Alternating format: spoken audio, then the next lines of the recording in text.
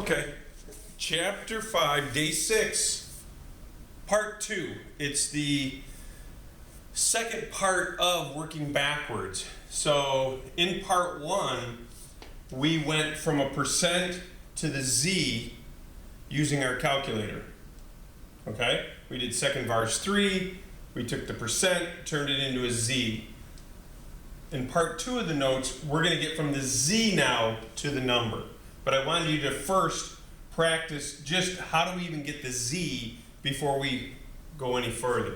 So, for example, we might see a question that says, that deals with finding some number. Well, we have to do a little bit of algebra, and don't be scared at that word. It's actually real easy to do. What's going to happen is you'll get a z from your calculator, and you're going to plug it in right here with the z-score formula. Here's our standard z-score formula. The number minus the mean divided by the standard deviation. You're going to plug the z in. You're going to know the mean. It's going to be given to you in the problem. You're going to know the standard deviation. Again, what are we trying to solve for? We're trying to find x, some number. Well, this is a real easy operation by undoing the operations that are there. So right now this line means divided. So the first thing we're going to do is multiply. Okay? So you're going to take the z you got from your calculator, the mean and standard deviation from the given information, and plug all that in. Then solve for x by multiplying by the standard deviation. So you're going to take the standard deviation and multiply it times whatever the z is here. And then add the mean. And then you do plus, because that's opposite the minus, plus whatever the mean is. And that's your answer. Multiply, then add. So here we go. Let's say we know that the weight of cows are normally distributed with the following distribution. It's normal, has a mean of 1180 and a standard deviation of 75. What weight would be at the upper 20%? Well, we start out just like part 1. We have to get a z-score. So we are going to draw a picture, mark it, upper 20%. Now, if you remember from part 1, I can't use my calculator until I put in what is down here. And again, 80 plus 20 is a full 100, so this part is 80. And so the first thing I'm going to do is second vars 3, and I'm going to put an area of 0.80. And hit enter a few times. And it tells me that my z-score is 0.84. So I have a z-score of 0.84. Do I know the mean and standard deviation? Sure. The mean is 1180 and the standard deviation is 75. So I'm going to fill in this formula now. I know this is 0.84. So I'm going to write 0.84, because that's what z is, equals some number that I don't know, that's what x is, minus the given mean, 1180, divided by the standard deviation of 75. And so we substitute in to our formula. And now, let me just move this up a hair. We're going to multiply. So I'm going to take this number and I'm going to multiply. And then I'm going to take this number and I'm going to add. So 0.84 times 75. So 0.84 times 75. Enter. So I multiply. Now I'm going to add 1,180. So I'm just going to hit plus 1180. Enter. 1243. So my x is equal to 0.243. And there's my answer. That is the weight that is at the top 20%. All right, let me show you how some other problems might sound. So, given the number of people that go to the Regal movie theater in Greece on opening day of a movie is given by the following distribution. It's normal. You get 320 people at that opening day movie, standard deviation of 28. How many people would be considered to be the lower 20%? Lower 20%. Well, let's start out. We need a graph. I need a line, lower 20%. I know that I have to put in 0.20 into my calculator. So I get out my calculator, second, vars, 3, and 0.2 is my lowest 20%.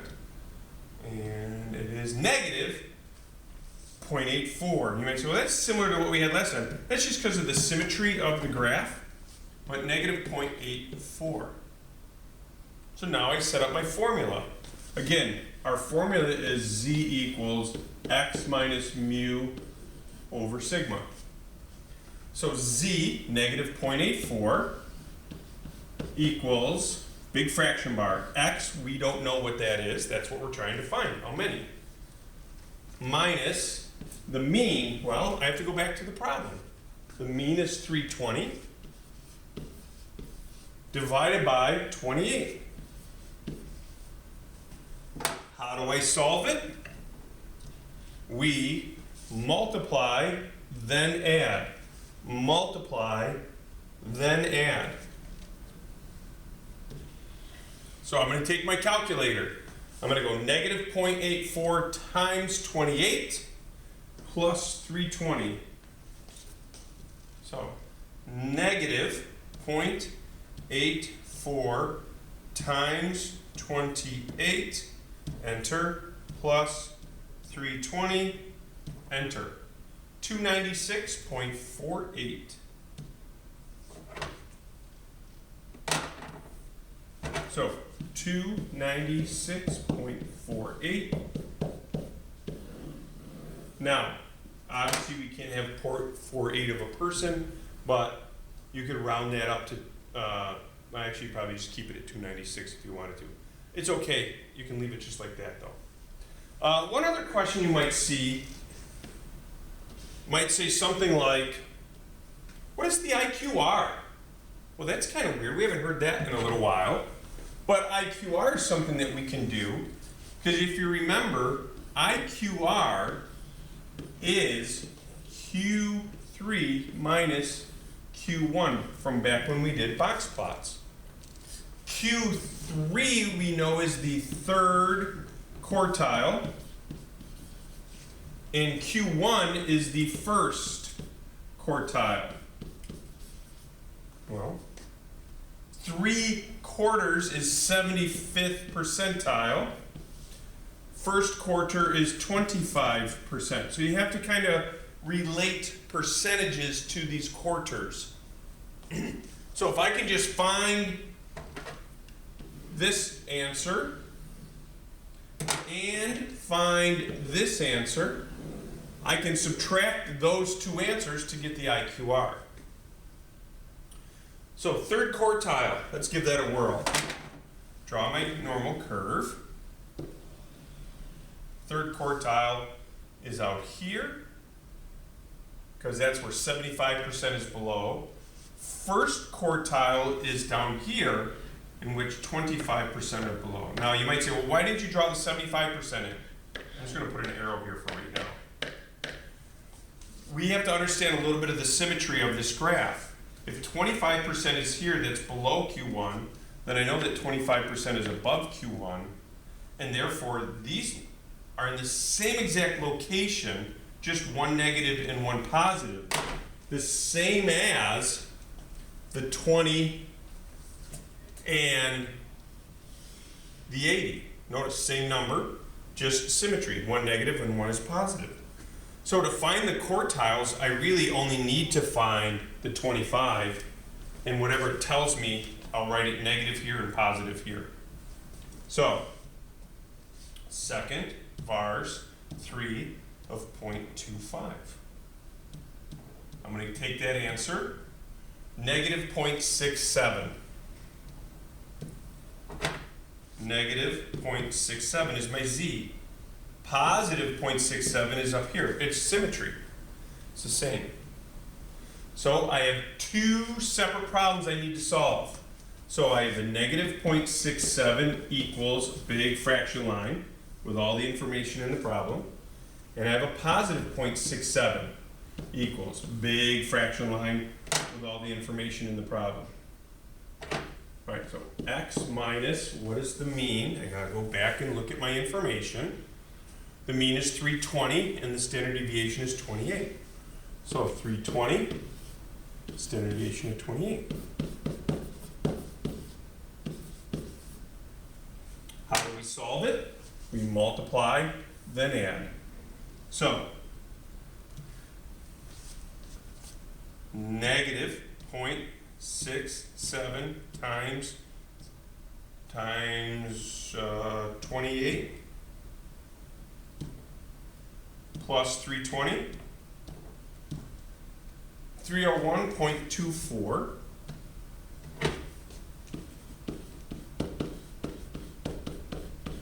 And down here, positive 0.67. I have to redo the typing of this. So positive 0.67 times 28 plus 320, 338.76.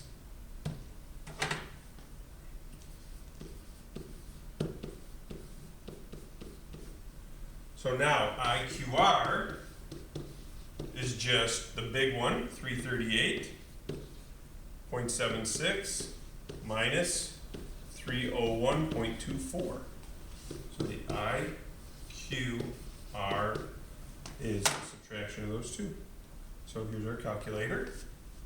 I'm just going to watch this. I'm going to move my arrow up. Or actually, I'm using the big number. So I'm going to take this number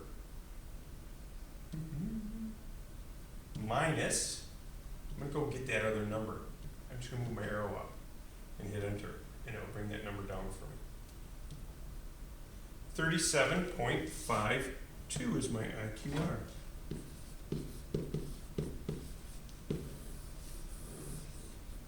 So again, IQR takes a little bit longer, but it's on the premise that the third quarter is at the 75th percent, where 75% is below and 25% is above. And the first quarter is at the 25% mark. So as long as you find the 25% mark z, that's negative, this is positive. Solve two separate problems, subtract your answers is your IQR. And that's part two. Part two is just how do we get the x?